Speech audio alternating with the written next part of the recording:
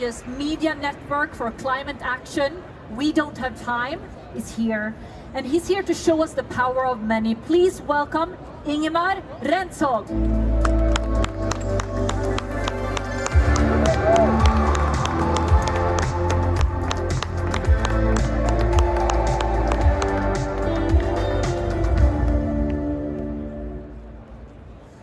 I used to work in the finance industry, but when I got my first child, and now I'm free, I started to read about the climate crisis. And I became so concerned that most people 10 years ago did not know about this crisis. And therefore, 7 years ago, I found that We Don't Have Time. I sold my old company. I wanted to use my skill in communication to be part of the solution. We didn't have time 7 years ago, and we definitely don't have time to wait today. In 2015, world leaders came together in Paris, where they all agreed to limit the warming to maximum 1.5 degrees. We don't want to go over that. Last year, we did that. And that's very, very concerning. The reason why it's very important to stay under 1.5 degree is that every fraction of degree we are above this level, we are risking of hitting tipping points. It's a little bit, if you know a chain smoker, and that person goes to the doctor, and the doctor says, if you don't quit smoking, you will die of cancer because the probability is very, very high. That's the same thing with being above 1.5 degrees. It's very unhealthy, it's very risky. And one thing that can happen to us here in the Nordic is a recent study that says this.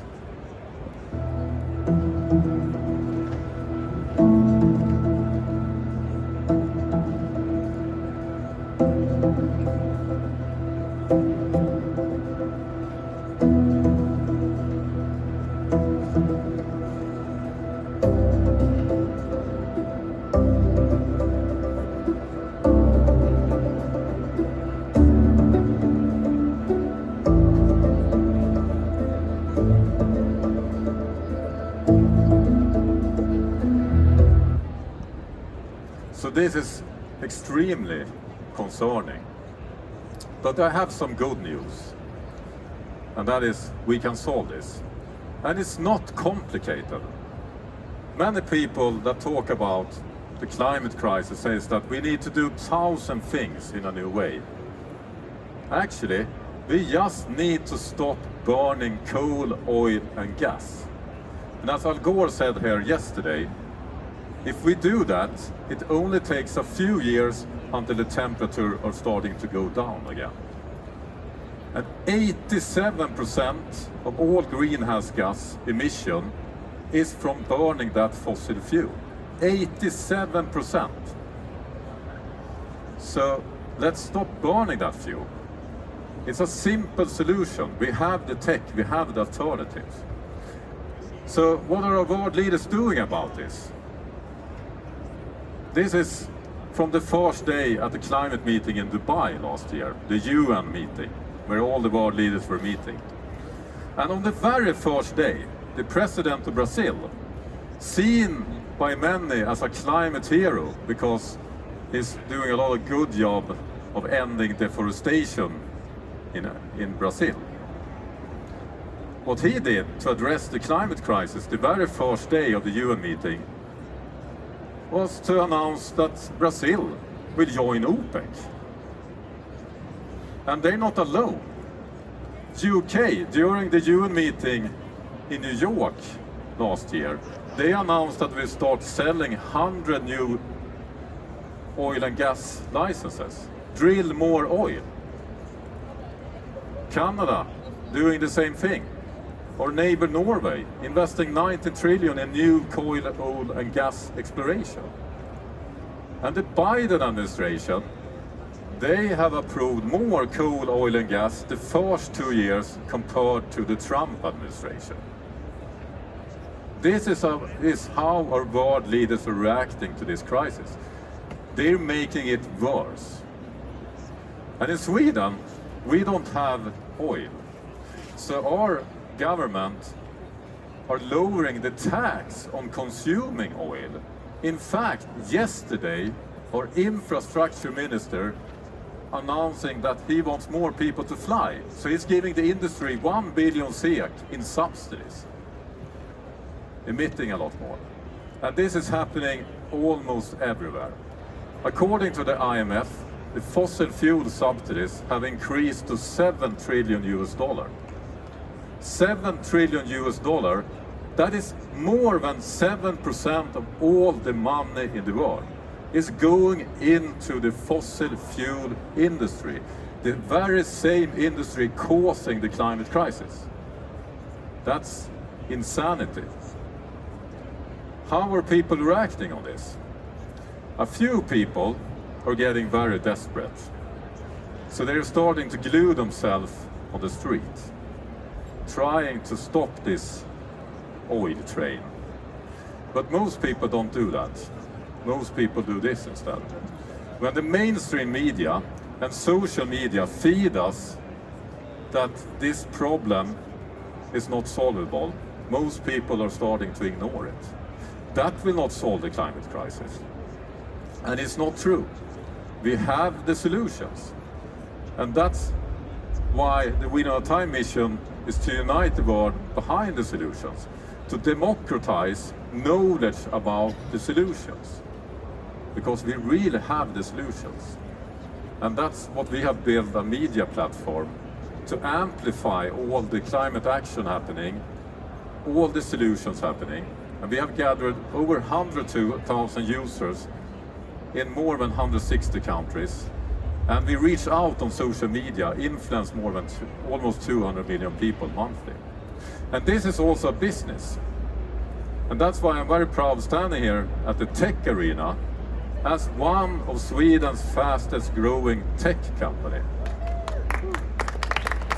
So, of course we can make a lot of money to fix the climate crisis. What else should we make money of? And to prove my point, why a media platform focusing on the action and the solutions are needed, I'm going to ask you a question.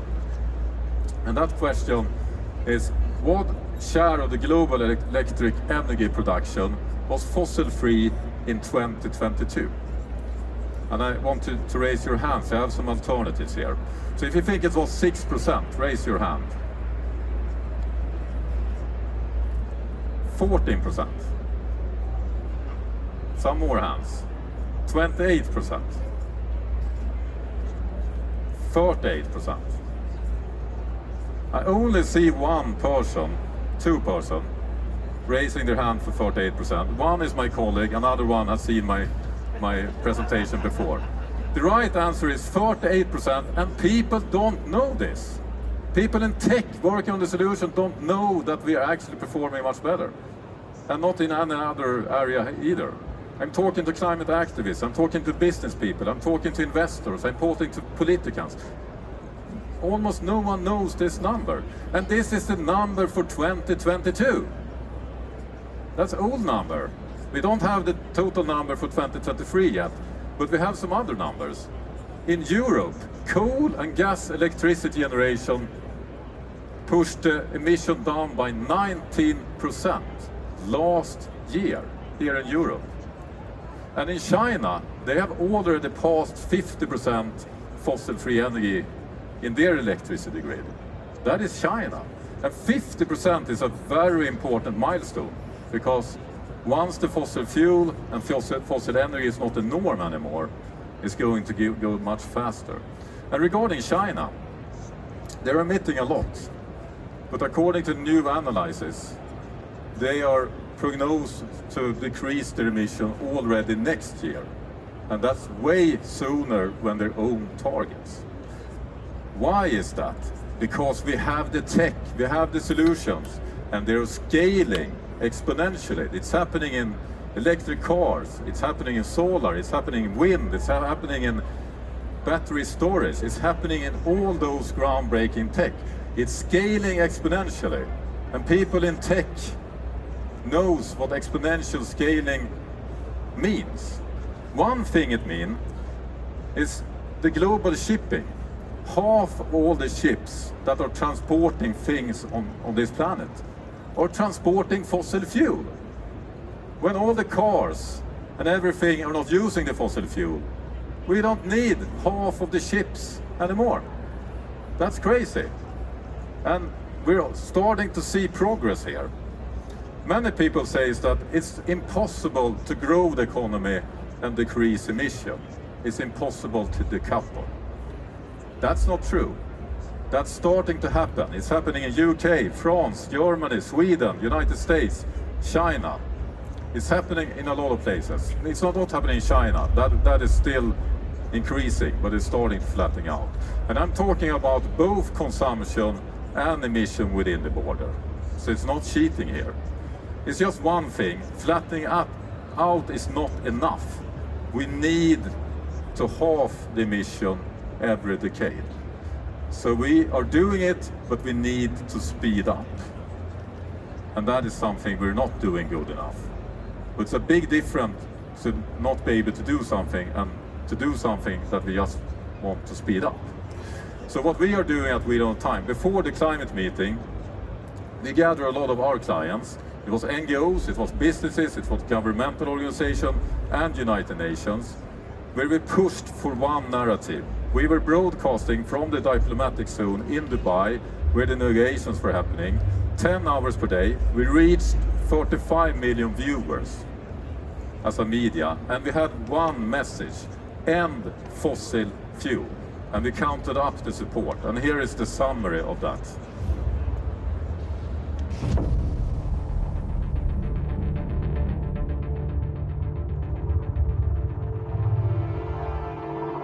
We cannot leave this COP without a big deal on fossil fuel phase out. This is the scientific message of the need for a phase out of all fossil fuels. It has to stop. This COP can actually move us forward in the narrative that we can't ignore the elephant in the room anymore. Because you can't ignore to have a discussion about oil when you have a COP meeting in an oil country. We're at an absolutely critical moment. If we waste this, as you said, there is no time. If we get the term fossil fuels in the negotiated outcome, and whether it's transition away or phase out, that'll be historic. The fossil fuel industry and major fossil fuel producing nations have been derailing climate action since the beginning of UN climate talks. They have distorted this process, the COP process, to such an extent that even talking about phasing out fossil fuels is so controversial. OPEC nations are among those pushing hardest against a global agreement to end the use of fossil fuels. The Saudi delegation has rejected any dialogue related to fossil fuels. And it must be very, very, very punishingly tiring right now. I think it's crunch time, and you can really feel it in the air. The draft agreement emerged with no mention of phasing out fossil fuels. We will not sign our gift certificate. We can still do this. It's not too late. Delegates, colleagues, and friends, I must say that you did it. You delivered. Negotiators worked through the night on the deal, which for the first time ever calls for transitioning away from fossil fuels. This is a sea change moment. I think this is a global turning point. It has changed the narrative forever, and fossil fuel are now toxic as hell. Whilst we didn't turn the page on the fossil fuel era in Dubai, this outcome is the beginning of the end. So we didn't get a phase out of fossil fuel, instead we get a transition away from fossil fuel. It's very much the similar thing. It's not legal binding, but it's a very strong and clear signal that 200 countries had agreed to end the fossil fuel era. And it's a strong signal to my old industry, the finance industry. because it doesn't make sense to invest in fossil fuel extraction if we're going transition away from it. And more investors, universities, cities, banks are now starting to move the money away from the fossil fuel and into all those green solutions. This will be the main theme of next climate meeting this year in Baku, how to finance the transition. And the best news is that we have the money we need. EIA has calculated we need $4.5 trillion invested yearly in the energy transition. We have that money. If we take those fossil fuel subsidies and we move them from bad to good, we can do this. And it's not just governmental subsidies, it's also the money that are deployed by our pension money. Not their money, our money. We are the pension savers. The biggest pension fund in Sweden, AP7, are one of the largest investors in Saudi Aramco oil. That means that many of you here, 6 million Swedish people, are investors in Saudi Aramco oil. So I have a thank you video from the oil industry to all of us here. Hello, my name is Olivia Colwine, and on behalf of the fossil fuel industries, I would like to say a huge thank you for all your support this bumper year. People like you have pumped billions of your hard-earned pounds into our gas and oil businesses. The cash from your pensions has helped us dig, drill and destroy more of the planet than ever before. We've even managed to build a few little wind turbines to keep Greta and her chums happy. Cute. You see, every little drop from your precious nest egg adds up. So while the global temperature may go up a teensy-weensy degree or two, our profits are literally soaring. And that's all thanks to you.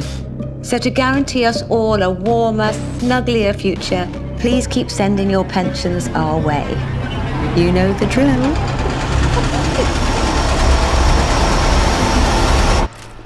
Oh, fracking hell.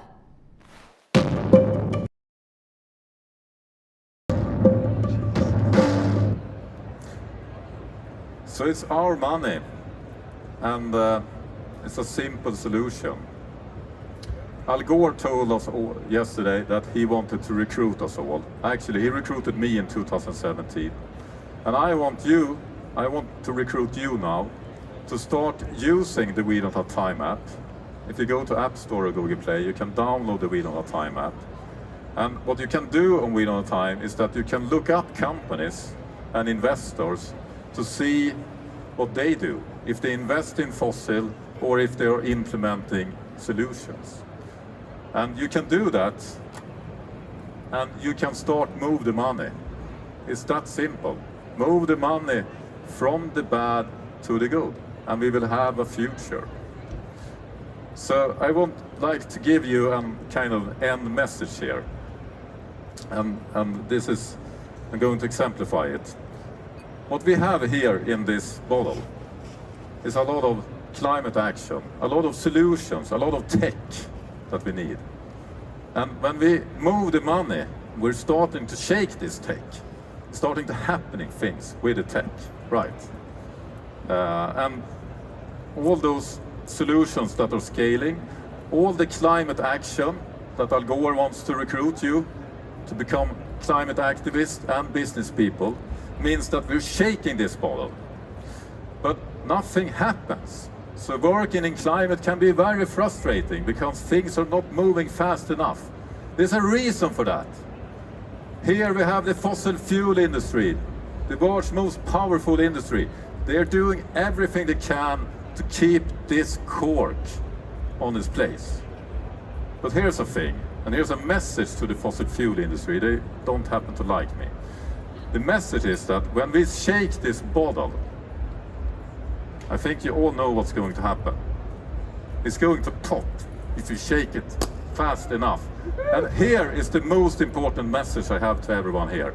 Once this cork is out, it's impossible to put back. At least very hard to put back. And this is the message. Things are moving fast, but not fast enough. Once the resistance is gone, we're going to solve the climate crisis. Thank you.